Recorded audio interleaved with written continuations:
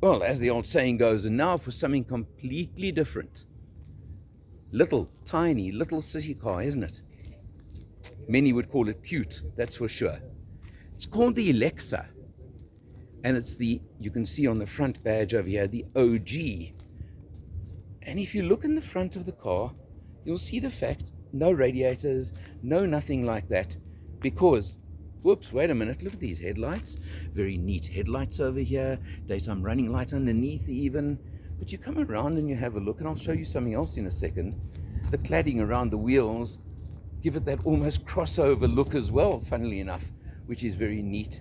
But this is what you really need to see over here, because this may just tell you a story. Believe it or not, this Eleksa is, when it's fully launched and available for you to buy, is going to be the cheapest electric car you can get in South Africa. Yeah, I'm telling you that much. How does 200,000 Rand sound to you for a full-on electric car? 200. You'll see the whole inside in a moment, but you open the door, wide opening, plenty space. There is a little back seat, but I'd call it a two-seater essentially, and I'd live with it as a two-seater myself. Contrasting black roof, which looks very, very neat as well, and you can see all the black on the upper half of the body. And over there you can see the spoiler over the back. The battery pack is actually under the front of the car, where the wiper motors and aircon, etc. are all placed, and it's over there, so it does make the front a little bit heavier, but it's not a big hardship. Eleksa say 100-kilometer range on the standard model on a charge, and you can up the battery pack to a 200k range if you so desire. We're still going to get prices on all things like that, but in the meantime, look at this neat little rear end as well. Almost a diffuser effect at the bottom even, believe it or not. It's just very neat all around. 200,000 Rand, fully electric car. Hey, the choice is yours.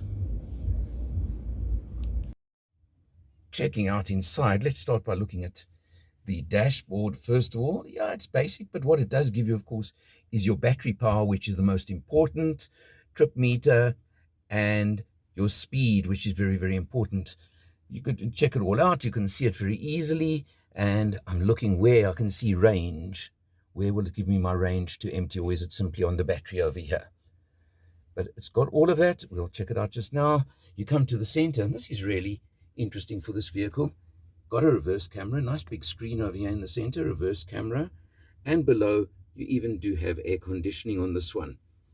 Then, taking a leaf out of the book of certain other manufacturers maybe, but your, can I call it your gearbox? Drive, neutral, reverse, that's it. It's all you need. And you simply click it. Very, very simple and straightforward. And aha, a USB right there next to it. Something that's missing on way too many vehicles these days. Over here, of course, on the dashboard, you can look in front of the passenger side. Very neat. Got vents in the corners over there. Those are what count. And even got electric windows. How's that? So you've got all of these sort of things that do make all the difference to a buyer and a driver. Now, I've started the engine. Of course, you can't hear a thing. So let's stick it into drive right now. And look at that dash now. Look at what it shows me. And there you go. Look at all the features on the dashboard. Very, very interesting. Looks very neat. And let's see now as I pull off, because I'm assuming just give a bit of petrol. And here we go. Look at this. A couple of squeaks coming from somewhere, but I don't think they are too serious.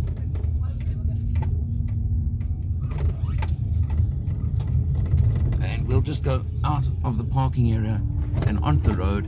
Very, very short drive we're going to take. Not long at all, but that's not what this is about right now. And indicators on the left. Got to get used to the brakes, of course, on every car. They all feel different. Oh, over a bump over there.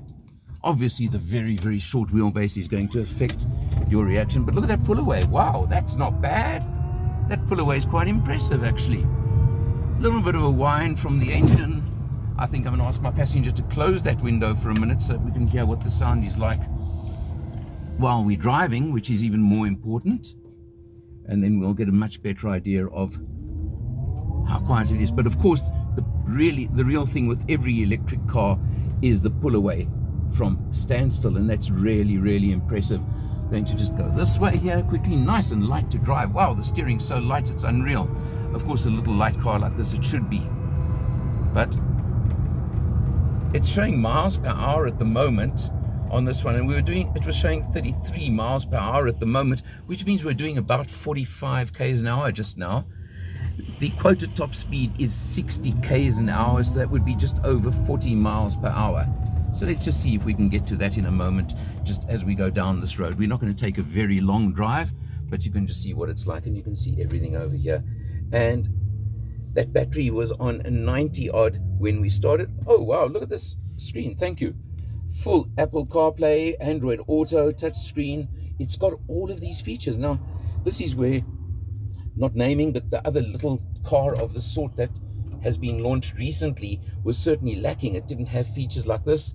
This one's got all the extra features that I think you want from your car around the city, and certainly for running around doing errands, even doing light deliveries, I believe could work very well on this vehicle. And that's really important. Just waiting for this robot. We're going to pull away, see if we can get it up to about 40 miles an hour very quickly, and just see what it feels like at that speed. Okay, well, you can see the initial pull-off is very quick, and then it certainly does hesitate a bit, but I'm doing 44 miles an hour right now, and I think that's about the top speed you're going to get. Wow, not bad at all at the speed. Certainly not built for freeways, but okay, you know what you're buying. That's the point. When you buy one of these, you'll know exactly what you're buying, what you're getting, and what you're buying it for, and that's what really is going to count to buyers on the market.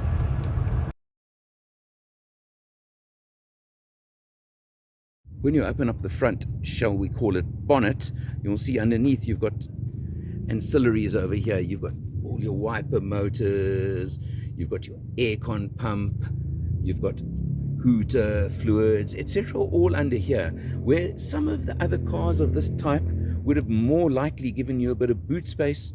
Unfortunately, that's one thing you don't get over here, but hey, drop those rear seats and you have some load space.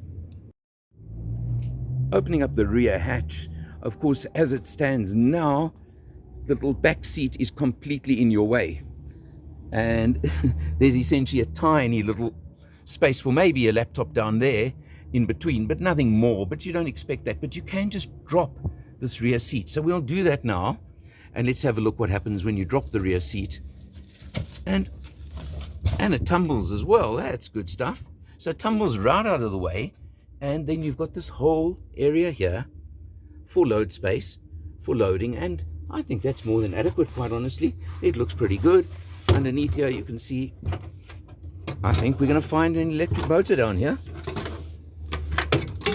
And, well, there's the drivetrain, essentially. You can see the little motor over there, tiny little thing, indicators over there, battery, there's the important thing, the battery. You can see over there, and these are what really count on this little car. But it's nicely underneath there, and drop it again, and the point is you've got probably a good 200 liters of loading space in the back over here, and that really, for a small car in two-seater mode, I don't think anybody would ever complain.